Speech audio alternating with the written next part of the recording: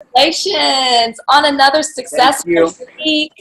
AJ, I want to start with you. You said you're a big Disney fan, and you talked about, well, we saw you sitting at the table with your ears on, playing with your daughters. Did you tell your daughters who you were going to be tonight on the dance floor? I did, and then when I sent them a picture of me in my full costume, my youngest daughter was like, I thought you were Aladdin. You look like the genie. It's because of my bald head. I'm like, well, you know. That would have been It would have been interesting if we had taken it that direction. blue. Very blue. Just fully blue, which means I'd still be blue for you right now. And sweating blue. Yeah. Yeah, no.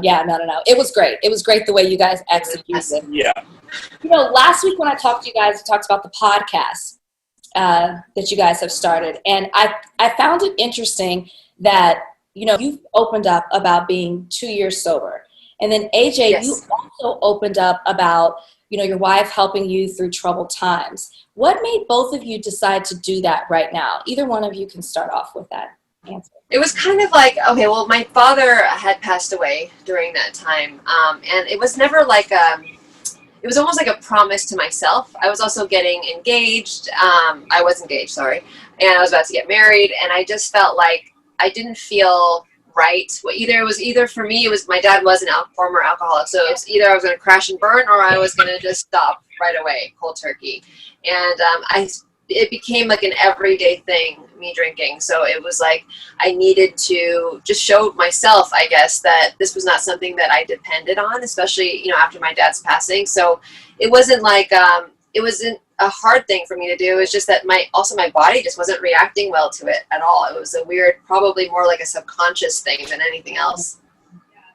Agreed. I mean, for me, you know, my wife's she's put up with me in like the worst state I've ever been in, and now hopefully in my mind and also her mind the best state I've ever been in these past almost 10 months. She's actually going to be on our podcast this evening. Special guest sharing her perspective of. I've never met her. Yeah. I've also never met her. So Oh my gosh!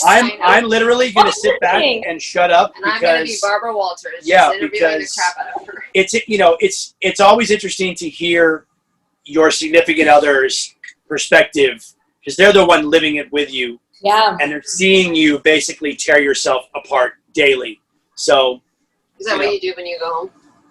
Tear myself apart? Mm-hmm. No, I go home and watch TV and play with my kids. Oh, good to know that you don't go through your notes. Oh, I do that. Thank you guys, though, for opening up and sharing that, because I know that just helps so many people when you share those stories and it's relatable and they can just, you know, really connect with you in that way.